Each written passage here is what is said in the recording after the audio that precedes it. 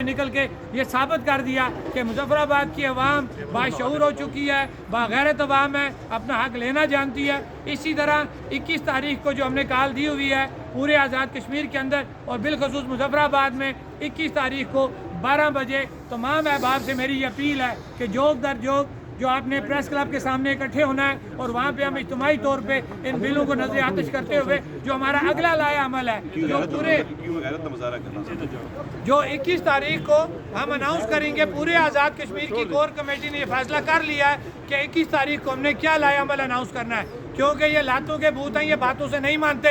हमने इखलाकी सतह पे उनसे 6 से 7 सेशन कर लिए हैं, हमारे मुतालबात को भी वो कहते हैं जायज़ हैं, तो फिर बताएं कि मुतालबात हल क्यों नहीं किए। इसका मतलब है कि आप जानबूझ के इस इलाके में अफरा तफरी पैदा करवाना चाहते हैं। और हम एक बात और बता देना चाहते हैं कि हम डरने वाले नहीं हैं, ये शरीफ लोग हैं, और जब शरीफ बंदा सड़क पे आता है तो फिर उसको रोकना बड़ा मुश्किल होता है, क्योंकि ये लोग अपने काम से काम रखने वाले लोग हैं।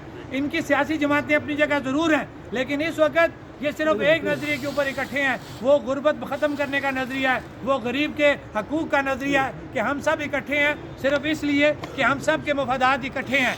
क्योंकि सियासतदान जब किसी स्टेज पे खड़ा होता है तो उसका मफाद और होता है, सुनने वालों के मफादात और होते हैं। वाहिद ये हमारा ऐसा ये तहरीक है कि जिसमें मेरा और आपका मफाद, ये जो यहाँ पे बैठे हुए लोग हैं इनका और आपका मफाद एक है, क्योंकि हम दोनों सस्ती बिजली सस्ते आटे की बात कर रहे हैं।